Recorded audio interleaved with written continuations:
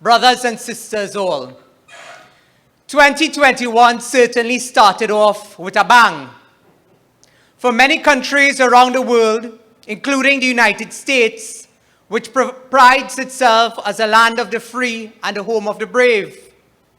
But we here in Trinidad and Tobago have grown accustomed to saying and hearing that right here things sometimes getting hard and that we are on the brink of collapse. Brothers and sisters, wake up. Wake up. The horse has already bolted the stable a long time ago. Things are no longer getting hard in Trinidad and Tobago. They are hard. We are no longer on a brink of collapse. We have collapsed. Call this country what it is. We are a failed state under Rowley, Imbert, Young, and Al-Rawi. The only people who are striving, whose asset base is growing, whose properties are prospering, and whose families spit in your face every time they jump the exemption queue is this: the recusal twins and the two blood-sucking leaders that we have leading Trinidad and Tobago today. Tonight, I want to deal frontally with the issue of the macroeconomic development of our country, where GDP continues to plummet, notwithstanding that this was happening prior to COVID-19. The manipulation of our calibration and calculation of our GDP still has not taken the PNM out of the black hole. Today, while they have reclassified it downstream of the non-energy sector in the manufacturing industry, this still cannot help our shrinking outputs. The worst Prime Minister has been complimented with an incompetent cabinet. Today, Trinidad and Tobago has the worst Minister of Trade and Industry. And pretty soon, we'll find out why Rowley holds on to Paula despite her dismal track record, but not tonight. In 2019, the IMF showed that our debt to GDP stood at 62%, and the overall fiscal balance at minus 4%. What this means to you, brothers and sisters, is that we are producing less, that our ability to attract investment is piss poor, and that our economy is not conducive for business growth and development. I want you to throw your minds back. 2015, when Jawala Rambaran, as a central bank governor, told us, and you know the young people in this country, we have a saying, when Jawala jumped out of his whole self and told us that Forex in this country was only going to large conglomerates owned by certain big business. Imbert and Rowley raked Jawala over the coals. Today, we are seeing the truth of Jawala's words. However, after Rowley and Imbert crashed the economy, even those big business today are saying what Jawala said in 2015 as it relates to our Forex woes. That is, the country that we live in is only when the high and mighty are affected, only then they speak out. Otherwise to them, in PNM country, even dog is better than you. Brothers and sisters, take December 4th, 2015, at the biannual Monetary Policy Forum.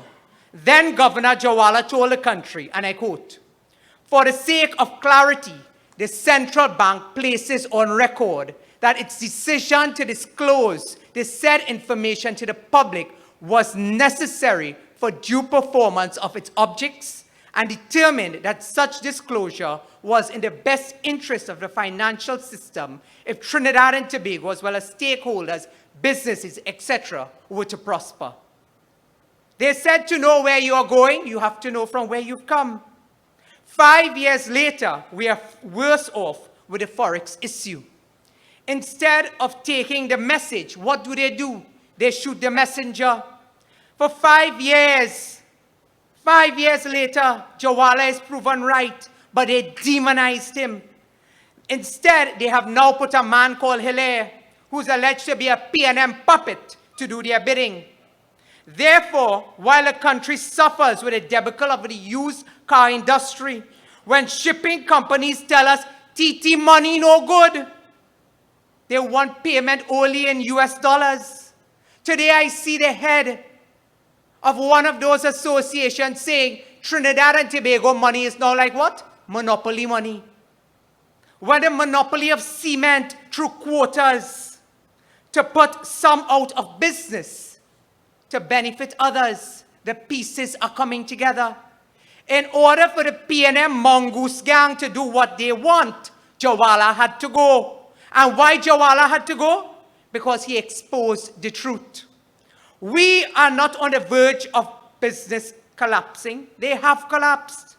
The Trinidad and Tobago dollar has been unofficially devalued. Rowley and Imbert could say what they want. In 2019, Imbert responded to Fitch Solutions, the same Fitch Solutions that Imbert fought tooth and nail to be an evaluation company for Trinidad and Tobago. But even Fitch Solutions didn't tell Imbert what he wanted to hear. What Fitch Solutions told Imbert was that the Trinidad and Tobago dollar does not remain robust. And this nonsense about 6.80 to 1 US dollar is all a part of his imagination. Brothers and sisters, the Trinidad and Tobago dollar has been unofficially devalued. You go to the capital and many other places, signs in the door out front states 8 to 1, 9 to 1, 10 to 1. The P&M, brothers and sisters, they always seek to demonize the messenger and never take the message. And that is why you wonder why their strategy has always been blame Kamla. Because when they cannot outperform Kamla, it is blame her and the UNC for all their woes. But I say to you, time is longer than twine. You can fool some of the people some of the time, but not all of the people all of the time. Tonight I ask, who let the dogs out? We turn to the exemption process. The Express editorial dealing with this issue is spot on Sunday. An issue that has flown under the radar for months has been, which law gives one man the power? Is it the Immigration Act to allow who could come in and who to let out? There must be a review of these laws, and as a country, we must tackle head-on the issue of constitutional reform. While individual pieces of law gives ministerial power, there's ministerial overreach in many instances.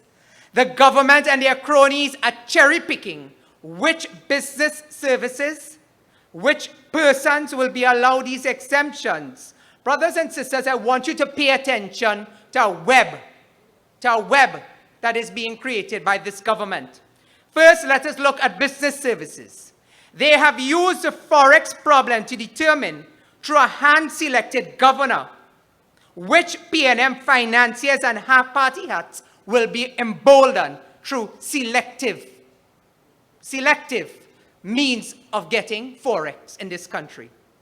While small and medium enterprises go under, I want you to see the platform of government manipulation to benefit their own. And you will tell me in a country where dog is better than you, who let the dogs in? The deficiencies in our system is allowing the problems that we are experiencing. Let us put it in context because of the absence of a code of conduct and constitutional reform. 1, ministers can recuse themselves with leaving colleagues to mind the shop for friends and families to benefit. Why? Because the process allows them to do so.